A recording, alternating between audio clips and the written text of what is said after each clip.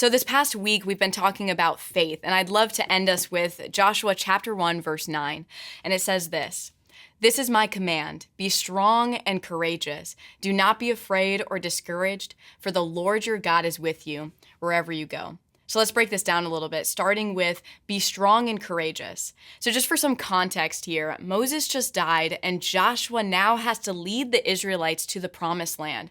And if you know anything about Moses, you know those are some hard shoes to fill. But God called Joshua to it and called him up to lead, and he prepared him to lead through all the time that Joshua had spent with Moses. Now, likewise, God has called you to the season that you're in right now, and he has prepared and equipped you, whether or not you feel like he has, because if God is on your side, you are equipped for whatever is coming. And then the next part of the verse says, "Do not be afraid or discouraged." Just because Joshua's a leader now doesn't mean he has all the answers to the challenges he's going to face.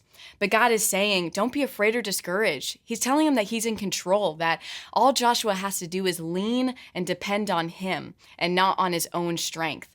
And likewise, your success doesn't come from you. It comes from God and what he's doing through you.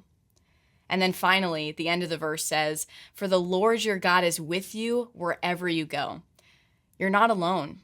He sees you, he hears you, he knows you, he loves you. So if you're ever feeling discouraged, unprepared, overwhelmed, and alone, just remember this: that God has called and equipped you for every season that you're in and will go through, and that you can trust that he is with you and that he will give you the strength if you lean on him and not on yourself.